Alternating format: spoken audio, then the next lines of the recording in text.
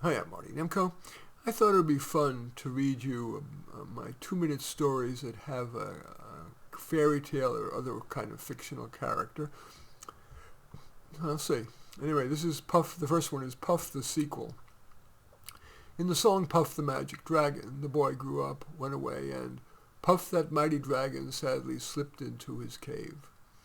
A few months later, by that sea in a town called Honolulu, the girl, who was picking up seashells by the seashore, saw a cave.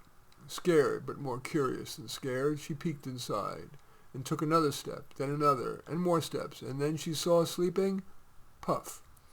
Puff opened his eyes, and the girl took a step back, but Puff whimpered, and she stopped.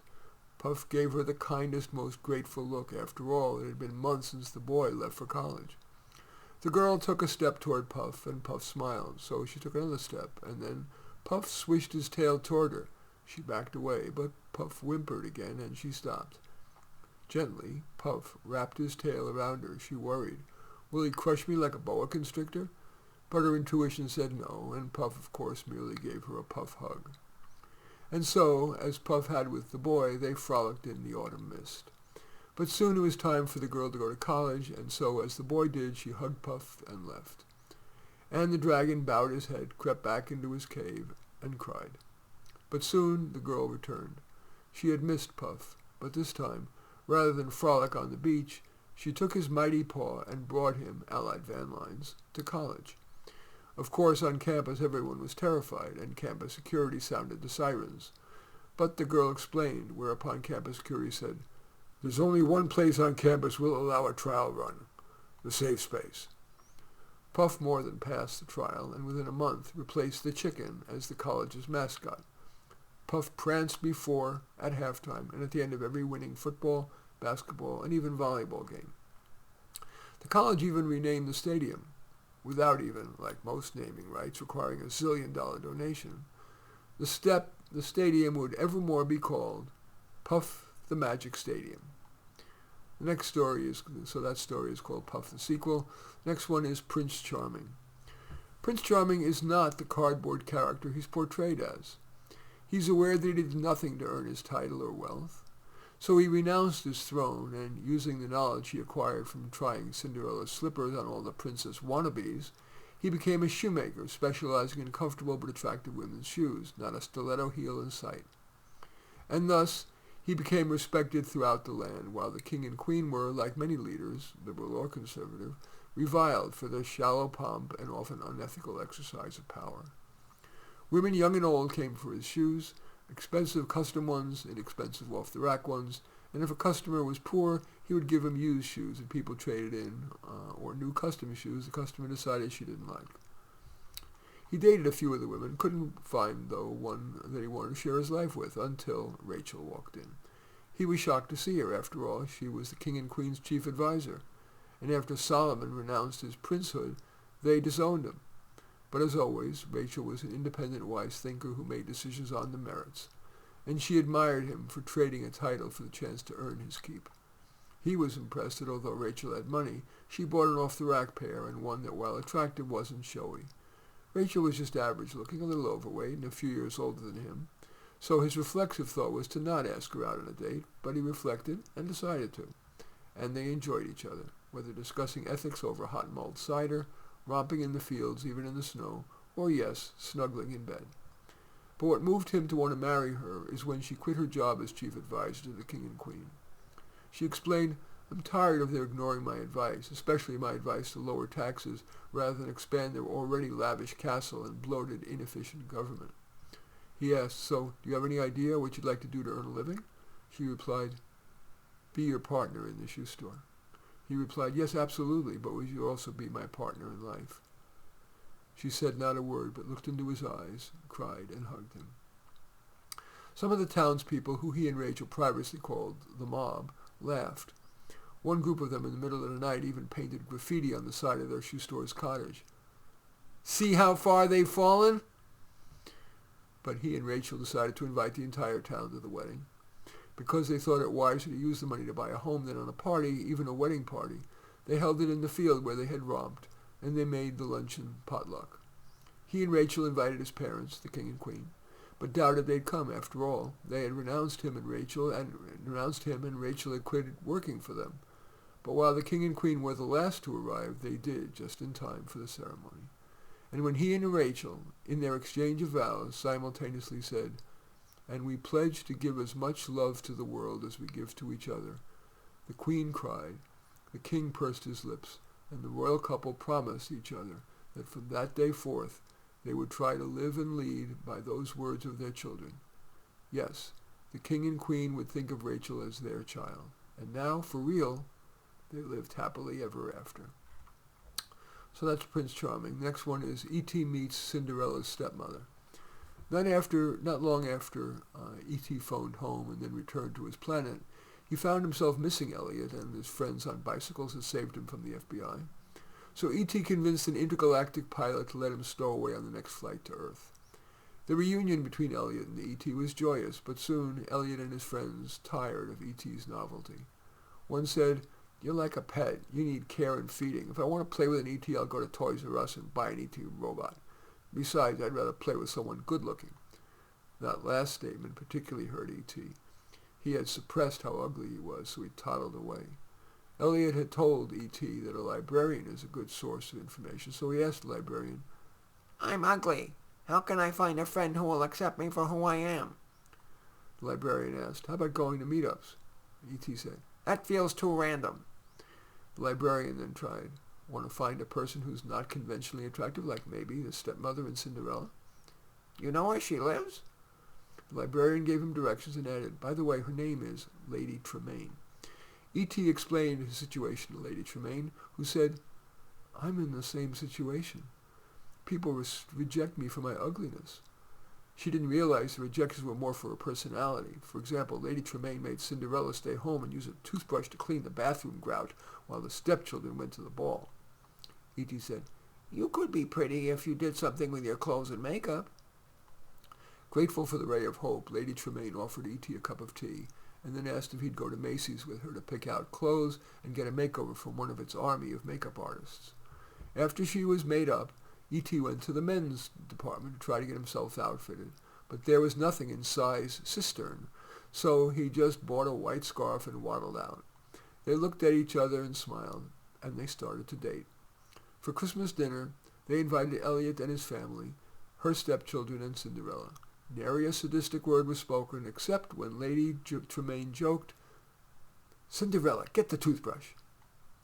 So that's Cinderella. E.T. meets Cinderella's stepmother. Next one is An Old Wolf Talks to Us. There once was a wolf who had always been the smartest and meanest in the pack. For example, he won the Lone Wolf Award for killing the most sheep solo. No wolf pack, 23 sheep. But while attempting his greatest feat, trying to down a cow solo in the November of his years, the farmer shot the wolf, rendering him a paraplegic.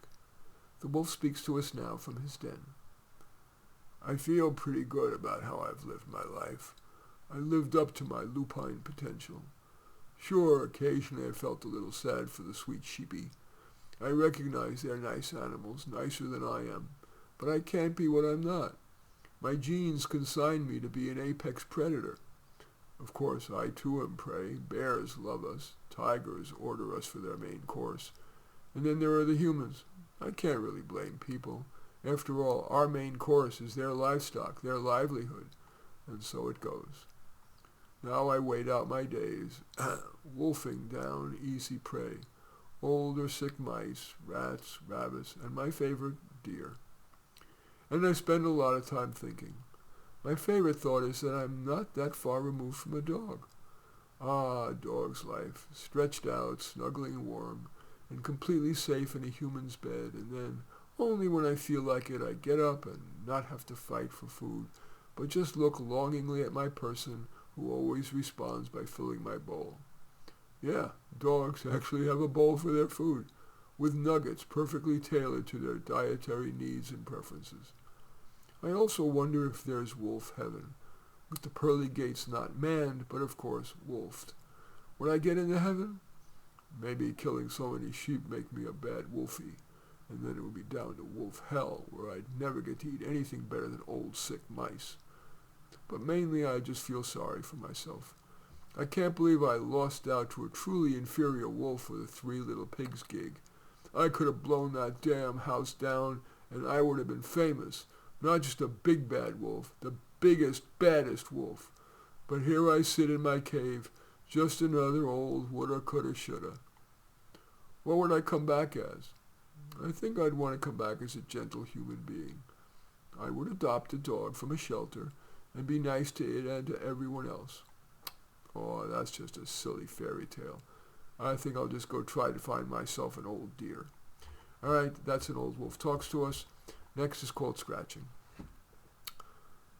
I'm a writer, quiet, introverted. I figured I could insulate myself from all the crime and traffic by working at home and mainly going out just for shopping and occasionally to treat myself to a meal outside. But in recent years, the increasing traffic, crime, and taxes has dispirited me. I resisted leaving the city, grateful that at least I can't ruin the California weather. What got me to move is that on my so-called safer block, many of us have had our cars broken into, and three had our catalytic converters stolen, including mine. The spate was so great that the wait for a new cat was a year, so I had to buy a new car. The last straw was when, on my block, during the day no less, a woman was held up at knife point. I felt I had to get as far away from all that as possible. All that I can afford is to rent a cabin in the woods. I wasn't worried when I heard scratching in the wall. It had to be a mouse. But the scratching got louder and louder. Finally, a hole emerged in the wall. Then teeth emerged. Bigger teeth than a mouse. A rat? Then it, and I mean it, broke through. It was dark purple, like a tiny eggplant, but with lightning-veined eyes that were bigger even than its teeth. And then it grew. In seconds it was the size of a rhinoceros. I tried to run out, but it beat me to the door. It spoke. "If you don't want to get ossified, you will come with me." I fought it, but it stuck a giant syringe into my chest and pulled the plunger. Instantly, I was hard as stone. I could see and hear everything, but was paralyzed. The rhino put a heavy belt on me and said, "Speed away, we'll be there in no time." Next I knew I was on another planet. Weird buildings, weird plants, weird animals. I was atop the point of a pyramidal building, which opened like a flower, and I was thrust down, landing in a chair which belted me in with an iron chain.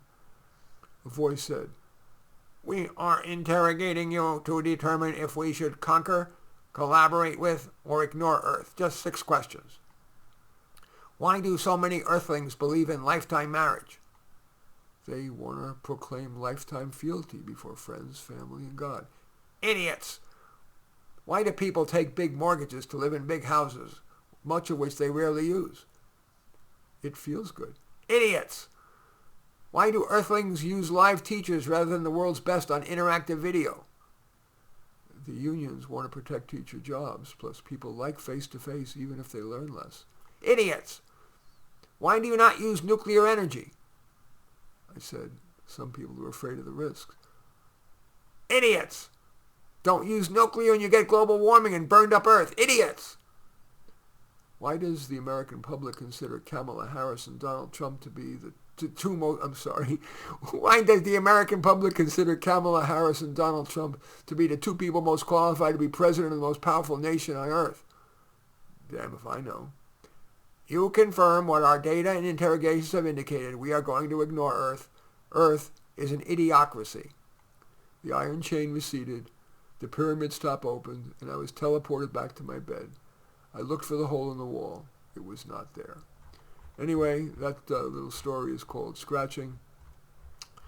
This next one, this is Scrooge for Treasury Secretary. Here is Scrooge's announcement in accepting the nomination for U.S. Treasury Secretary. "I join the new Department of Government Efficiency in making the Federal Department of Education a ghost of Christmas past. Don't you think the 50 state departments of education, regional offices of education, county offices of education, district offices of education, and school boards are bureaucracy enough? All that edublob means paperwork, marionetted teachers, and lawsuits, not learning. Parents suing, districts suing the state, counties suing each other. I will give some of the savings directly to teachers. Higher education? I'll stop federal grants and subsidize loans to college students. All that does is enable colleges to raise tuition. Oh, goody, they say. The taxpayer is going to pay for the students. We can raise prices. I'll return the savings to the taxpayer. I will eliminate NASA. The money is better spent solving problems here on Earth. I'll leave space exploration to the private sector like SpaceX, which does it better and cheaper. I'll return the savings to the taxpayer. Per my colleague Hachi, the nominated Secretary of Defense, my dog, I will eliminate most military bases, battleships, bombers, and so on. Today's and especially tomorrow's wars will be microscale, cyber, chemical, biological. That's where I'll put most of the money and return the savings to the taxpayer. I will replace the massive, unfair to taxpayers welfare system with what I call the Ivy League plan.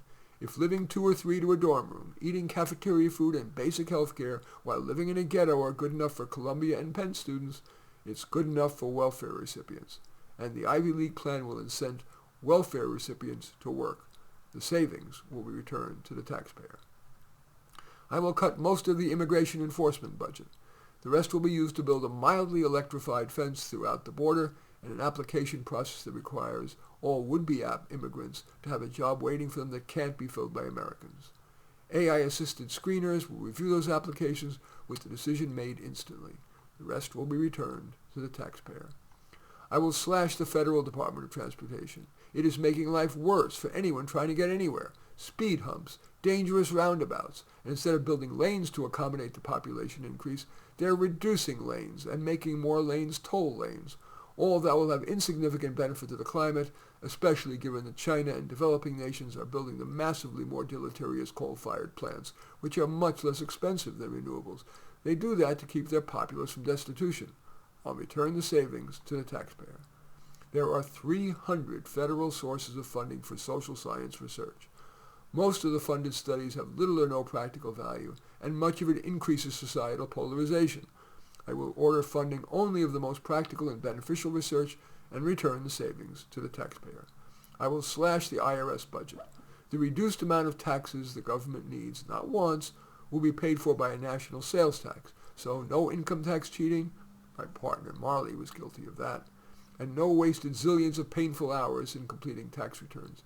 I will return the savings from pruning the IRS's $14 billion annual budget to the taxpayer. My only fear is that the ghost of Christmas future, those leftist radicals in Congress and their trumpeter-in-chief, the mainstream media, will stop me, roasting me like a Christmas turkey. Anyway, that's Scrooge for Secretary of the Treasury. This is Santa Claus for Director of the National Institutes of Health, NIH. In light of the controversy that the media has perpetrated around Trump's nominees, I'm offering alternatives. Today's Santa Claus as Director of NIH. Here is his pitch. Mr. Trump, I know you're about cost cutting, and yes, we can trim defense and entitlements, including Social Security, not to mention waste, fraud, and abuse, but NIH is one area that deserves the taxpayers' money, at least as I propose to use it. An all-out assault on cancer. The devastation of patients, families, co-workers, and the healthcare system is profound. Let's beat cancer, the ultimate holiday present to the world. Birth control and abortion, including counseling, available through all high schools, especially those with high rates of teen pregnancy. We'll do this in collaboration with the experts, Planned Parenthood. Unwanted pregnancies, especially among teens, stunt their and their children's lives. Too often they're born into environments that put them at risk of failure, which in turn hurts us all. Close men's death deficit. Men live 6 years shorter than women, dying earlier of all 12 top causes of death, and men live their last decade in worse health. 92% of workplace deaths are men. There are 4 times as many widows as widowers. When other groups have less catastrophic deficits, we spend billions in redress. For example, the overwhelming percentage of gender-specific healthcare research and outreach has been on women. We see a sea of pink for breast cancer. Where's the equivalent for men, despite men having that ultimate deficit, the death deficit? Men, like women, have liabilities, but also strengths in family, the workplace, and society. It's time for redress, for fairness to men. Priority 1 might be to unearth the causes of men's higher rate of death from early heart attack. We could give men, and in turn all of us, then, no greater gift than fairness. Improve our altruism and thinking skills. Every mother of 2 or more kids knows that from birth, even in utero, babies have distinct personalities. More broadly, every species, animal and plant, are the result of both genetic predisposition and environmental fulfillment. Yet we've fought to improve altruism and thinking skills with one arm tied behind our backs. We've put all our money and faith in changing the environment while ignoring genes. It's time to fully fund basic research to understand the biological basis of altruism and thinking skills, so-called intelligence. That will be prerequisite to an altruism and thinking skill pill that will be offered on a purely voluntary basis to anyone who wants it. To ensure that doesn't exacerbate inequality, like most health services, it will be free to the poor. And finally, prevent substance abuse. Some people are predisposed to abusing alcohol and other mind-altering substances. Why? If we can better understand the precursors, genetic and environmental, we can reduce the pain to the abusers, family, workplace, car accident victims, and society. Mr. Trump, please hire me and keep me. I do not want to hear, "You're fired." Anyway, that's Santa Claus for Director of the National Institutes of Health. Glinda the Good Witch for Secretary of State. Given the media's accusations about Trump's nominees, I've proposed some very different ones. I've proposed my doggy for Secretary of Defense. His poop army would olfactorily deter the enemy without a shot being fired. Then I nominated Scrooge as Secretary of the Treasury. Who better to improve efficiency? Here we turn to Secretary of State. My nominee is Glinda the Good Witch in The Wizard of Oz. Here is her planned opening statement at her confirmation hearing. First, regarding Israel. Fixing 2,000 years of Arab-Jew enmity requires magic, so I will wave my magic wand to create New Israel, an Israel-sized sliver of land within the massive forest land north of New York City, which is home to 3 times as many Jews as Jerusalem. Any Israeli who wants to migrate to New Israel can, but in 5 years Israel will become a Palestinian state. So, with said wave of my wand, no more bombs, no more killing. Yes, Israel is the Jews' biblical homeland, but the perfect is the enemy of the good. New Israel will be like, well, Munchkinland. My wand will vanish the U.S. out of Ukraine. 2 years, $113 billion, and a million casualties later have yielded Ukraine at best a draw, and the U.S. less than that.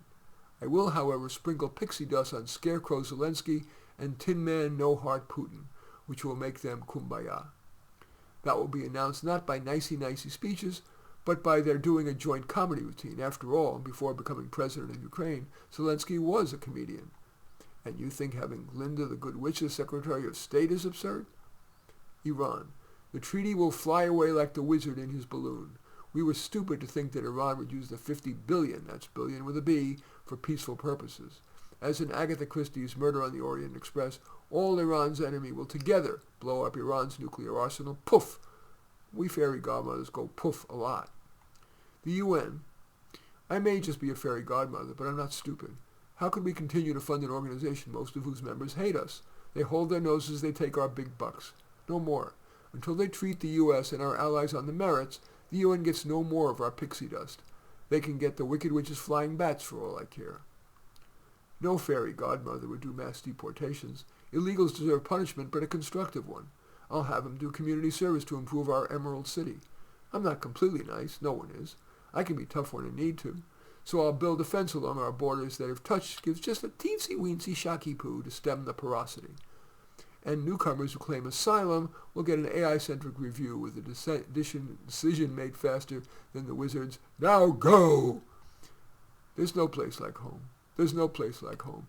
If I click my ruby slippers, will you confirm me? And finally, so that's Glinda the Good Witch for Secretary of State. And finally, Trump's Christmas.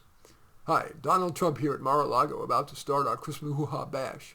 I have not invited the media. I can just see the headline. Trump's Christmas. Less caroling, more Kardashianing. I could picture Biden's FDA crashing the party and citing me for false advertising and calling my jumbo shrimp, shrimp. They're too big to be shrimp. That's a violation of FDA Code Section 167.75.24 EE.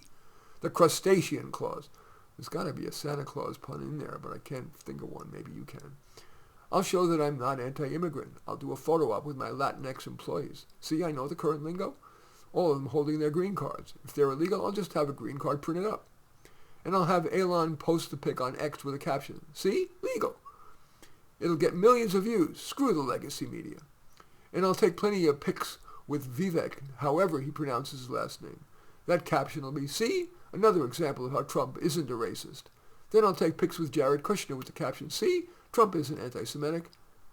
And now, dear viewer, listener, whatever you are, reader, here is an ending to please Trump supporters.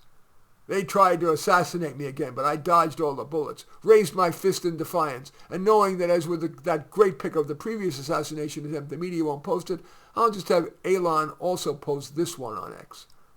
And now here is an ending to please Trump haters. A sniper just shot me in the groin.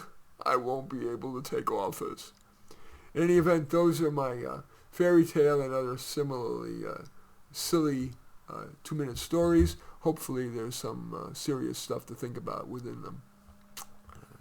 As I say, sugarcoating the facts or the ideas.